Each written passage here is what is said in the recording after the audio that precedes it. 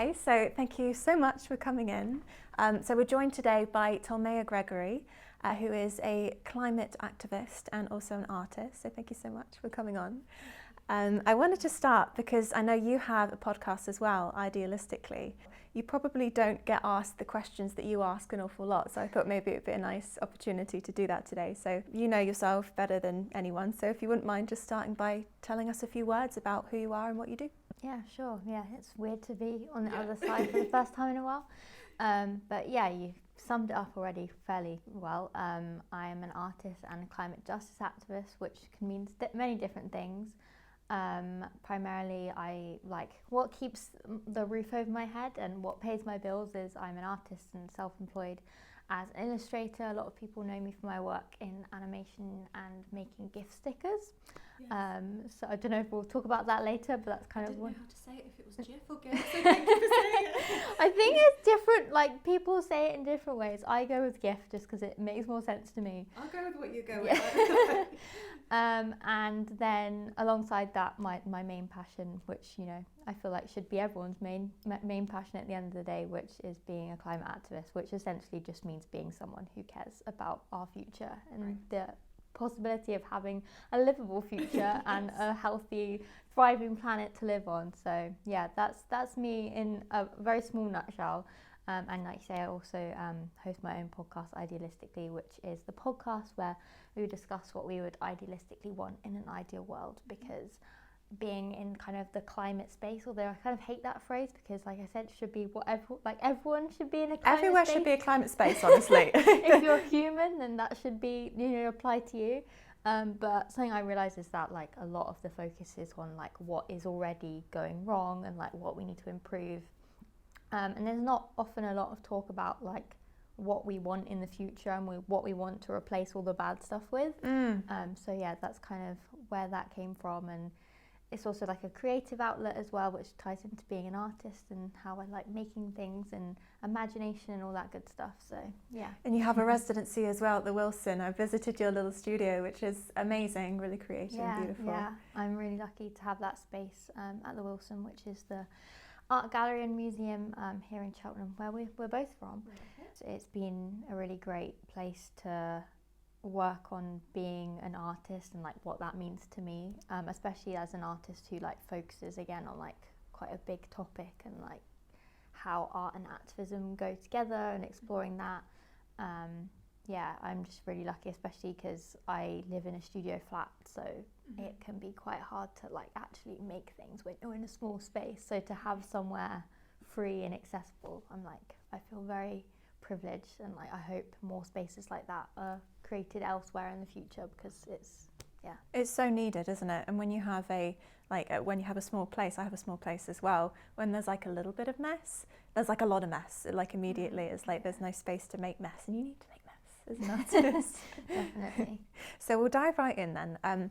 So if we were going to know one thing about your early life which has sort of changed you or shaped you, you know, what would that be? Yeah, I guess for me, like the main thing would be how I got into activism, and that is through my interest in fashion. I think that's kind of like a key, like something that like formed me as who I am. And that came from like my mum was in fashion before I was born, before any of my siblings were born, and so the kind of interest in fashion and what it means to dress ourselves and the like design side of it and everything, that came from like her and growing up and her interest in that, as well as just like when you know grow up with someone who's creative and stuff, you end up being interested in like art and stuff yourself, I think. So yeah, I think that, and how I then ended up learning about the negative sides of fashion and the impact that the industry was having, that became like quite a transformative thing in my life. And it wasn't super early, but you know, obviously I was still like a child essentially. So it was a documentary with the true cost. Was that? Yeah, so that was in the documentary. The True Cost is based on the Rana Plaza garment factory collapse, which happened in 2013. So it'll be 10 years this year. And that was basically a garment factory that collapsed in Bangladesh and killed over 1,000 people and injured many, many more. And it was basically like a really preventable disaster because it essentially happened there were cracks and, you know, very visible damage to the building and the factory that many high street brands were using and having their suppliers in. And basically, because the fashion industry is so demanding and it runs on such like a tight like deadline basis, the factory and the employees were basically forced to continue working in there despite, you know, how hazardous it was, and then that led to a collapse that they couldn't, you know, run away from essentially. And just learning about that kind of just opened my eyes, because you're just not taught like where our clothes come from, or like I remember kind of after this I had like a shift in like my mindset of like everything I looked around in my house, I'd be like, where was that made? Who made that? Where did that come from? Like this table, like what's its story? And we just don't learn that. So yeah, that was kind of a big moment where I was like, I need to if I'm gonna be interested in fashion, or I'm gonna go down the route of like becoming a fashion designer, because that was my dream, like you know, I'm gonna need to actually understand this stuff. Yeah, absolutely. Like you say, you don't actually know like the origins of most of the items in your house, in your life. And if we all knew, or I think there's also a difference, because one thing you said to me the other day as well, which really stuck with me, was you couldn't look away, like you couldn't ignore it. As soon as you'd seen that impact, as soon as you'd experienced that and truly understood what that meant for that community and those people, you couldn't look away. I think more of that is needed. I think especially because I was the age I was, so I was like 12, 13 when that happened, and I think I had the like time and ability to like process it in a way. Like I feel like if you learn it at an older stage where you're like, I don't know, you have kids and you're having to like run around and look after them and you're going to work every day and stuff like that, you don't really have time to be like, that's something that doesn't sit right with me or whatever. So it's almost like a privilege of like time and like the age I was, where I could my brain was maybe more malleable to that. So I was like, I need to like that's not good. I can't ignore that. Like if that was this side of the world, no one else would be ignoring that. And yet it's just a double standard. It's crazy. So that kind of formed your way forward from, you know, being kind of fashion focused to, okay, I'm going to now focus on climate activism and making a difference in that way.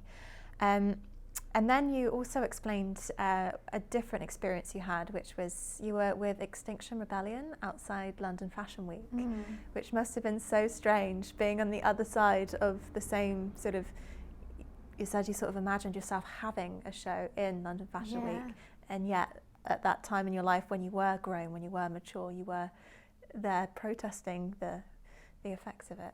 Yeah, so that's obviously like quite a few years after that happened. Big time gap.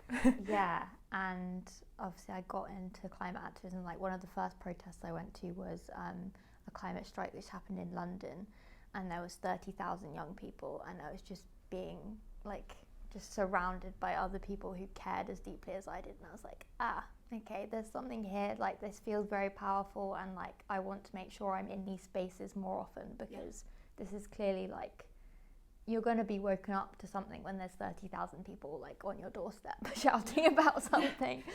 And so yeah, I just realized from that moment I needed to get more involved in whatever way I could, and so that ended up, you know, leading to different things, including I was part of Extinction Rebellion locally and kind of more widely for a couple of years. And one of those experiences was, like you said, I went to London Fashion Week in 2019.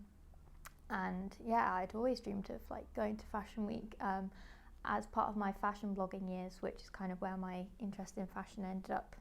Well, I guess like how I was teaching other people about what I was learning was through that.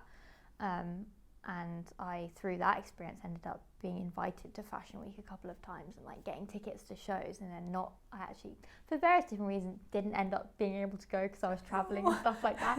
So there's always this thing like grasping at me like, here, you can come and take this route, but no. And yeah, so it's just like, it was always this thing, like I'm going to go to Fashion Week, whether it's for my own show and like designing stuff, having my brand, sending models down a catwalk, or whether it's like being on the front row or whatever. And so we walked past the Fashion Week venue, and the protest was essentially like a funeral procession. That was kind of like the theme of it, was to honour the lives of the people who had been lost from the Rana Plaza garment factory, as well as just like the industry as a whole, because obviously it's not just one big catastrophe, it's many other, you know, lives that are lost over the years.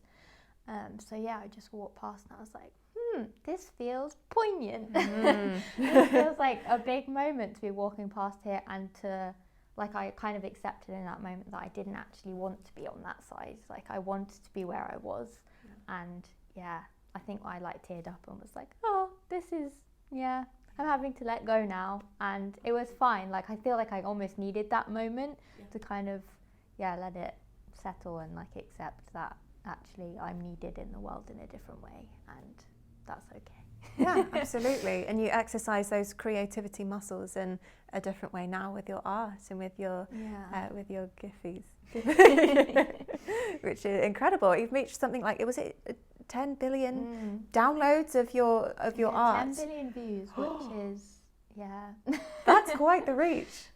It's through like Instagram and Snapchat and platforms like that, and I started creating them out of kind of like a selfish purpose of like just wanting to make them because they're cool. So they're like Instagram, you can add gift stickers to like content, and obviously, you know, content goes wherever. So I've ended up, like, my artworks ended up being used by like Ariana Grande. I'm trying to think who else. Like, there have been other celebrities, but now all the names have got out of my mind. They always do. And yeah, then I ended up realising that, you know, obviously if people that big are using them, then actually I can make ones that send a message as well at the same time, and people can communicate important messages in a really quick, accessible, and also like fun and creative way.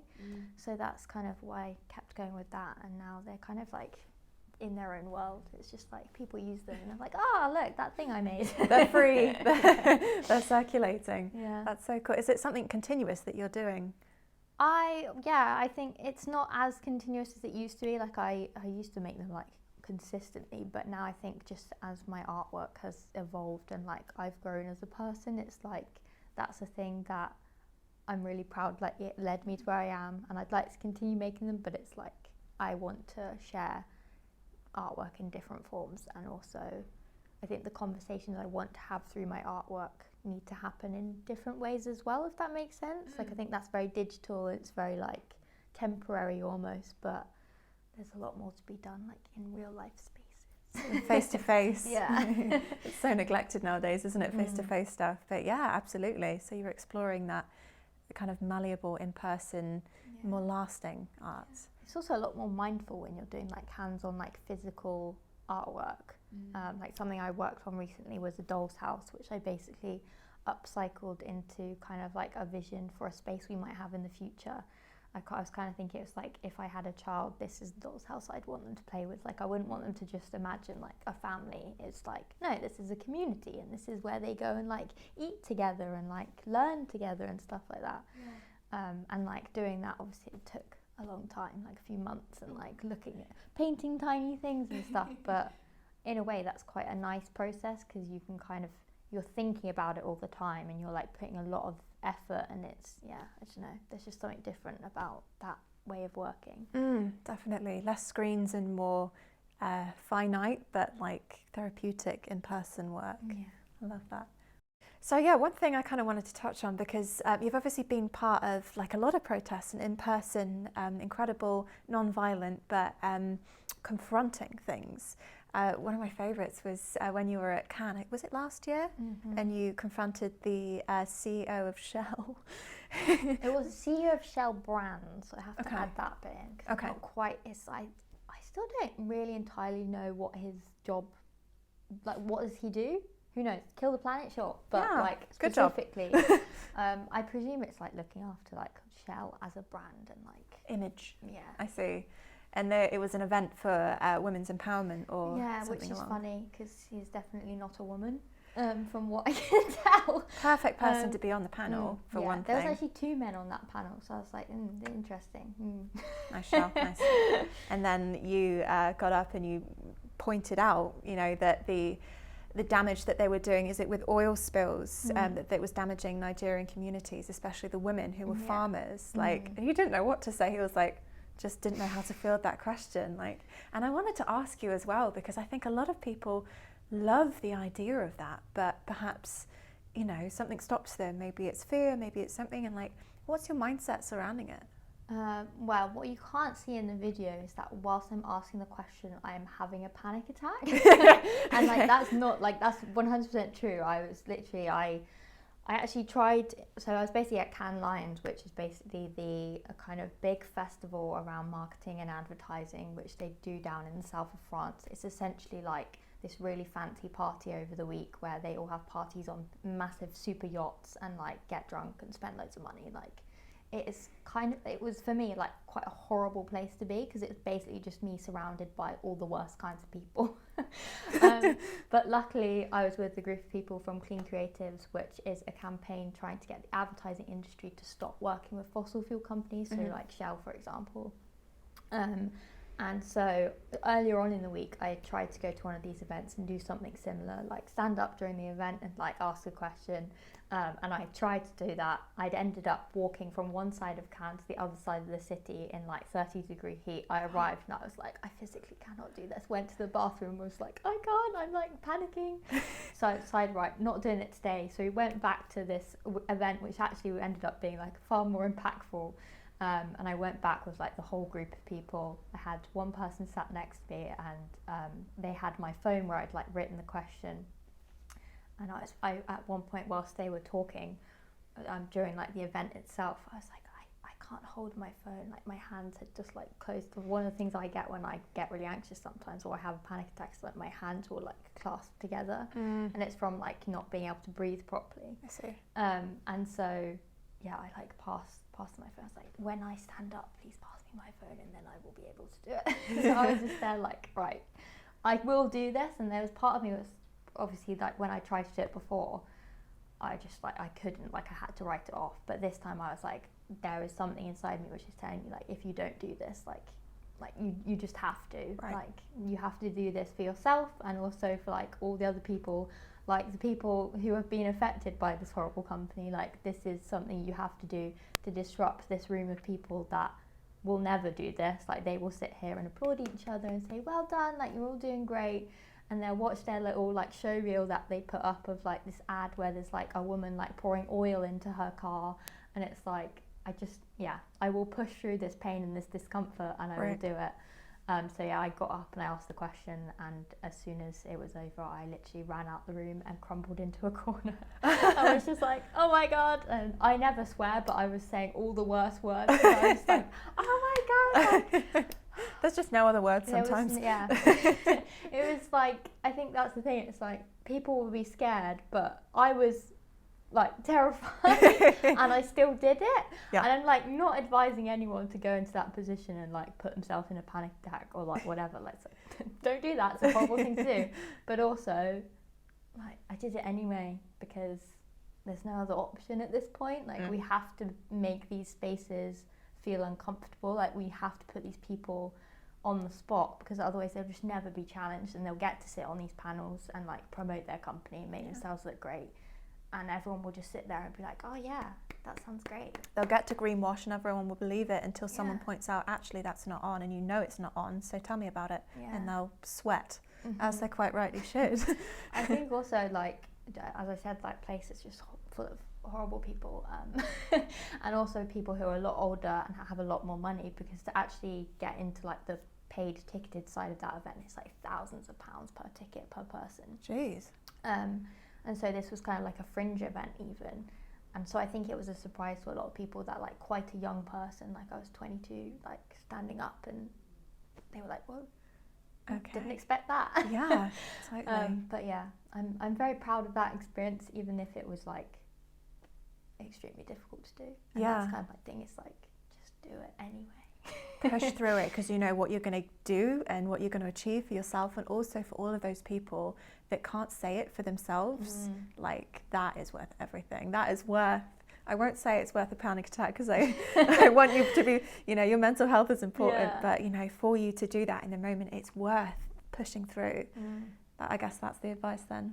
Do it even though you're scared. But also have good people around you, because like afterwards, being able to just like have someone to hug and like have people who are like, yeah, like like the other people were like effing and blinding, like whatever, because we all were in the same place and like all agreed and like we were all a team and we did it together, and like you can't do that stuff alone. You need people to like, hold your hand. Definitely. I feel like that's the direction that we're moving in as well with like, I just love the way that you're kind of gearing your future and your work and your, I suppose the way you think, it's sort of in my understanding, is that idealistically you think of what things should be like. You don't let what things are like at the moment deter you. It's like, yeah, but this might be possible. This might be, you know, worth fighting for and doable as well. Do you find that easy?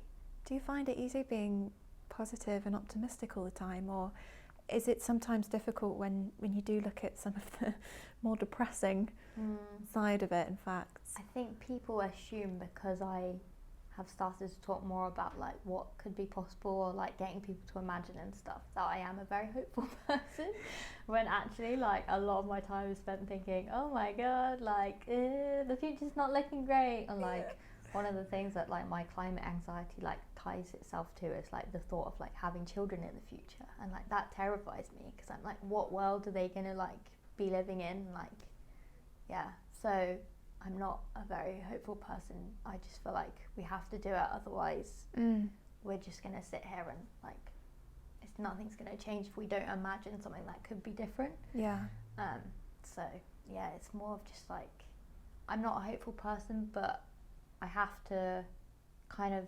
act with a sense of hope in order to get through it. I think that's something that I've learned, and a lot of other people, I think, when you get into activism and stuff, it's like hope is more of an action rather than like a feeling. Yeah, totally. It's, you have to focus on the positives and make the most of what you've got, I suppose, in a way. Because I think it's really nice to see that. We had the discussion the other day. I think we move in different circles, because you move sort of more in the sort of purely climate circle, and everyone is maybe a little bit more positive. I'm not like going, oh, what's the point? It's all done anyway, kind of thing. And you're like, you know, I look to podcasts and I look to influencers, you know, like yourself and like other climate activists, to, you know, guide the way with those hopeful actions. I think super important. Well, can I add to that? Oh, please, yeah. And say, like, I think it is a massive privilege for us to be able to sit and be like, you know, oh well, you know, nothing's going to get better, because we're currently in a position where it's not impacting us as much as other people. Like if you look at like Pakistan last year, or even now, like they're still trying to get through the like terrible floods they've just experienced.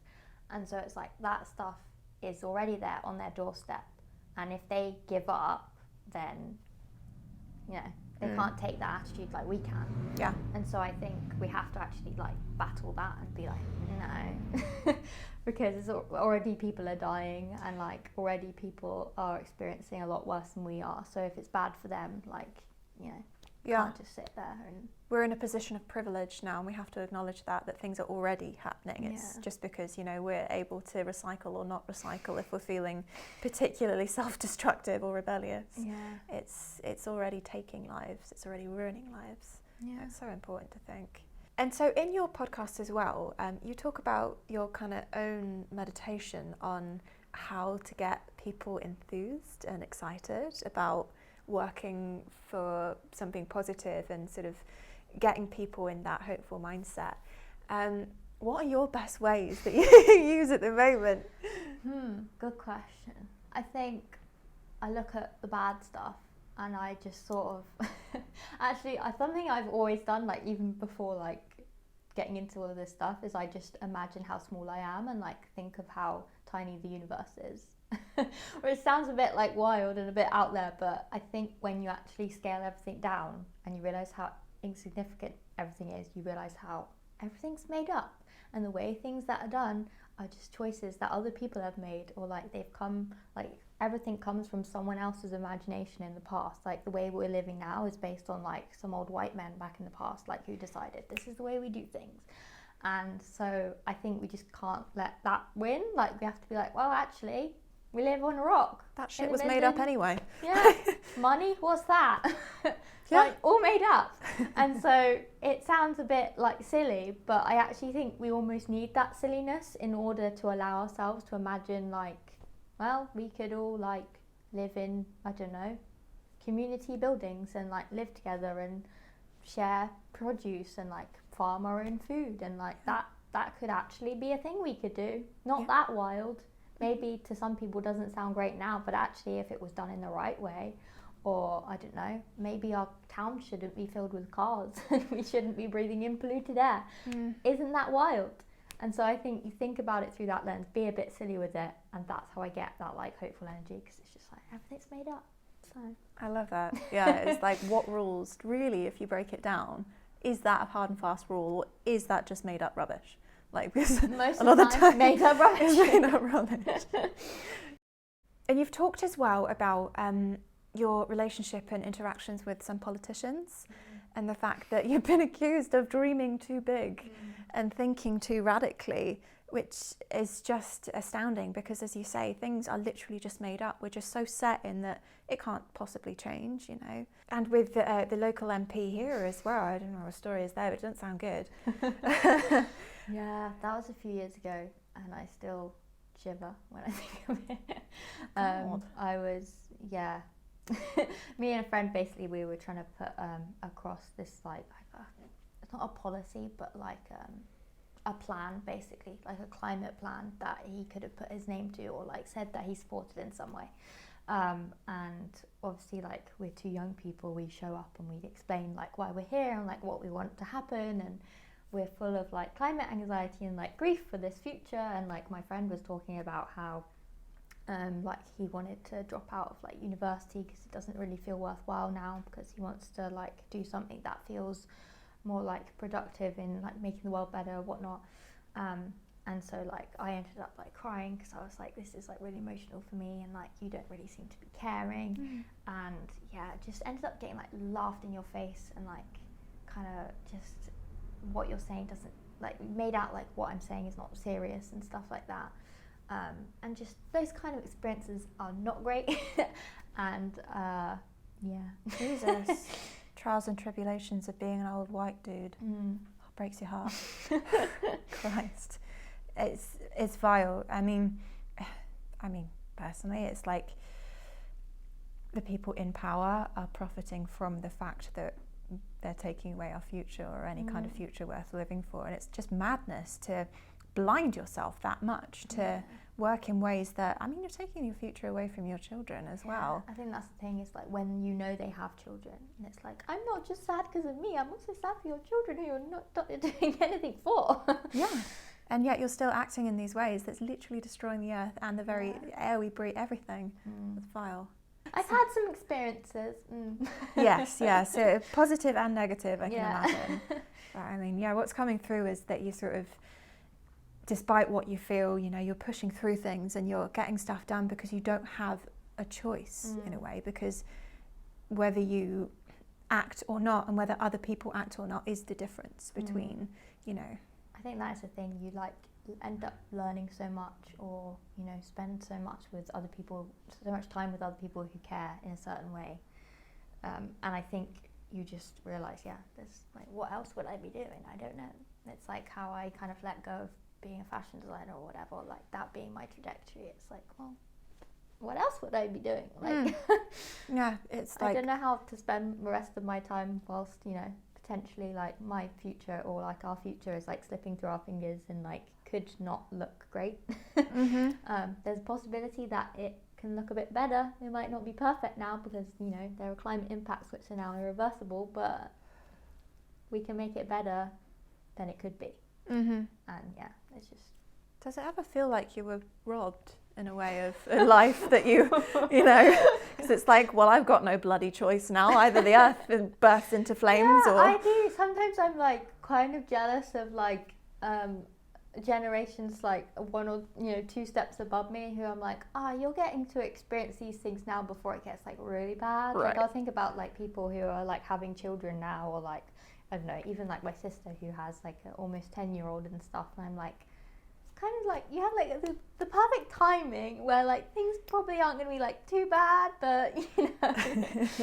So I think I feel robbed in that sense of I'm like a little bit jealous, and now I have to be in the generation that has to fix it all, and that's not fair. And I'm going to have Paddy about it. That's a burden. That's a big burden to have to fix generational selfishness. I'm going to say selfishness and neglect. It's Gen Z especially. I see I'm the back end of millennial, and I really feel old when I talk to Gen Z people. And I'm like on the other side where I'm like the top end of Gen Z, so like people start like I don't know. That's like the TikTok generation, and I'm like I know like what like MSN was. I was there. I loved MSN. Oh my god, throwback. I hate social media. That sounds so stupid because I have a social media platform, but I'm actually allergic to it. It's just a tool with which to get out there. But yeah, it's funny, isn't it? I do feel old a lot, but yeah, I think it's very important for all generations to get involved in this conversation and in this action. And which brings me to my next question. So if someone is perhaps thinking, okay, I want to do something now, don't know what, don't know how, but I want to do something. What are perhaps the resources that you prefer them to, or just the thing that you'd have them do first? It's a good question. One that I still never really know how to answer because there's just so many things. I think first is to just like educate yourself. Like I think, well, at least that worked for me. Is like the more I learned, the more I couldn't like look away.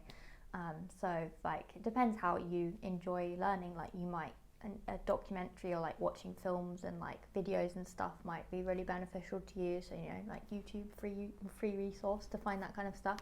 Yeah. Or like reading for me, that another one that was really beneficial to me, especially for like facts. Like I found like being able to like read a fact is actually a lot more like goes in my brain better. So like libraries, they're a great free resource. Love a library. So yeah, just like consume as much as you can, but also do it in a way that you're not like just reading doom, because that is also not healthy, and we need healthy people to be, well, actually no, that sounds like we can't have mentally unwell people because we are all, you know, sometimes get bad times happen, but like we need people who are not burnt out before they've even started, is what I'm trying to say. Definitely. That was a much better way to phrase that. I know what you mean. It's sort of, you can just get yourself to such a state, honestly, because you're like, well, what's the point then? Like that's where you don't want to be. Yeah, so, but yeah, just start with that. I think that's like a good, you know, diving board point. Is that a phrase? I've made it up. That is now a phrase. I like it. And then I think, again, goes back to like good people, like find people who care about it in your local community. It might be difficult because I still struggle with that, but find them, because then you won't feel like you're just alone doing this, or like you're alone in caring, and then you'll feel more empowered to like do things together. Whether that is like, you know, you might not feel comfortable, but you also might feel comfortable in like joining an activist group, like finding what groups exist near you. You know, it's like in the UK we have like Greenpeace, Friends of the Earth, Extinction Rebellion, like all of these different places, but you also might find something a lot smaller and more community based. Like in Cheltenham we have Planet Cheltenham, which is hoping to like build like a climate hub and like a community space where we can all come together and like act on this stuff as like a group. And also like use online resources as well in social media and stuff like that, and finding people who care as well, because that's how I met a lot of like my climate activist friends, is through the fact that like, we all do the same thing and we all like to share about it and talk about it on the internet. Yeah, that's true. I suppose that's how you find your true friends as well, when you go through something that is you're passionate about and that, you know, consumes a lot of your time, and it probably does the same thing for them. So it's like, oh cool, we're definitely going to be buddies then. Yeah, it's quite hard making friends as adults, isn't Very it? hard. No one tells you this. Literally. And then you have your school friends, you have your uni friends or college friends or whatever, and then you get out into the big wide world, and the only people that you see are either on Zoom if you work from home, or like, you know, you work people, and there's just, you know, loneliness, I think, a lot. So I guess you find your tribe in that way as well. It's good to do that. So big question, one I think I sort of know the answer to as well.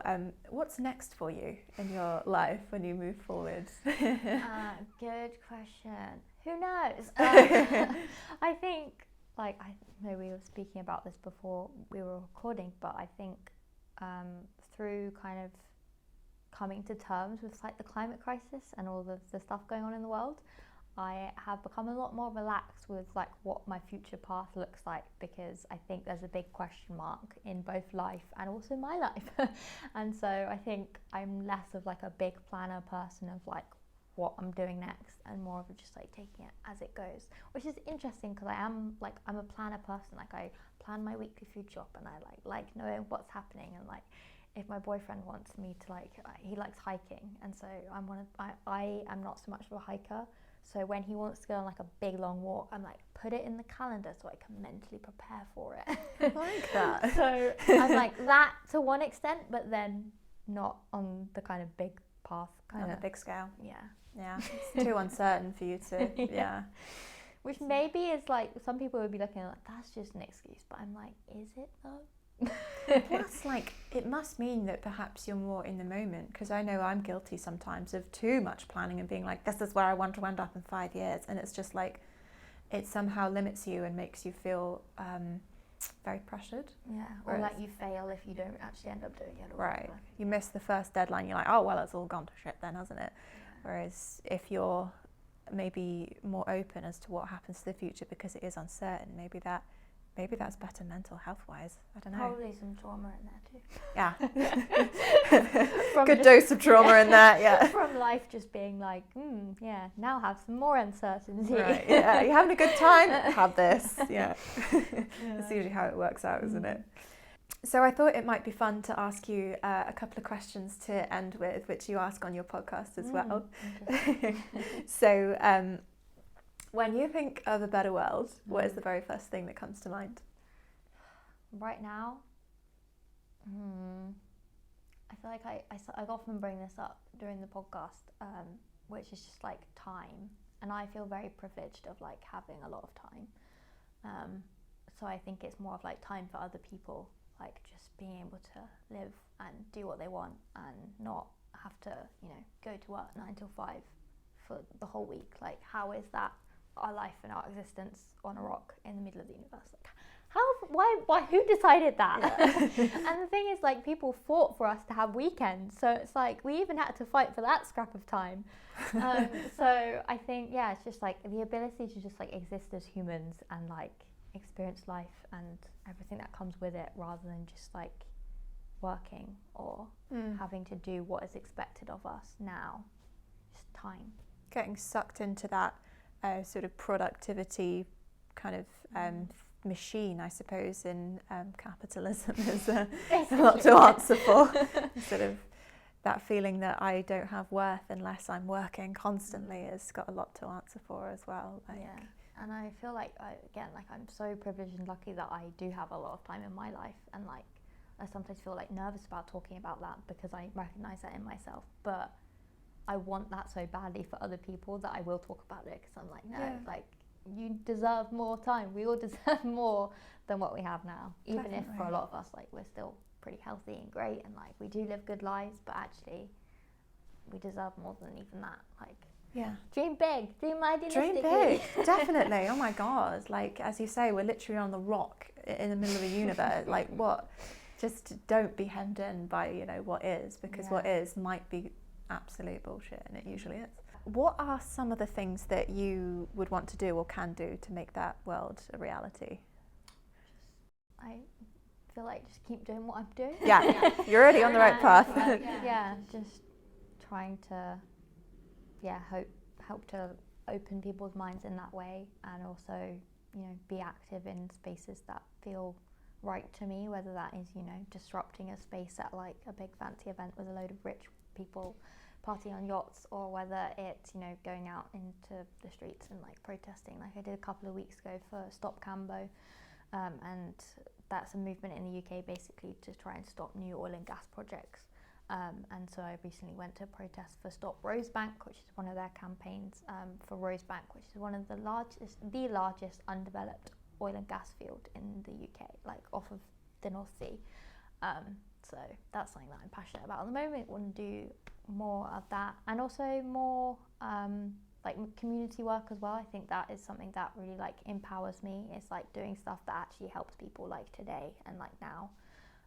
I was a very, very small part of making, bringing into existence the Donate the Rebate campaign in Cheltenham, which is kind of like just launched, I think, really, which is basically trying to encourage people who are well off or have second homes or whatever to donate their energy, like the rebate and the money they get from the government for this winter to like people who genuinely need it. That's an incredible idea. Yeah. So like stuff like that, I'm like, that's stuff that needs to happen now, and it is all linked to the same problem. Like the energy crisis is linked to fossil fuels, which are driving the climate crisis. So you can't really look at it through like a singular lens of like, you know, let's just go and recycle. No, let's like help people who are like struggling with food poverty or like can't afford to pay their energy bills or whatever. So stuff like that. Yeah, just basically just keep doing more of the stuff that feels good to me, and then hopefully it will benefit other people. Yeah, it's you're following your instincts and trying to make spaces better that you're in locally or more globally as well. Depends on the situation that's presenting. Yeah. Sounds like a good plan to me. Okay, fab. Well, thank you so much for joining me. It's been a blast, actually. It's really nice to talk about this stuff. And we will follow your journey as well, wherever that may take you in moment by moment. We won't plan too much ahead. But yeah, I just adore the work that you're doing. So yeah, keep doing it. Thank you very much. It was great to like be here in like a local space and have real life conversation rather than a digital one. So definitely, digital serves a purpose, but it doesn't quite get that human connection, does it? We can't lose that. She says to the cyberspace. Hello world.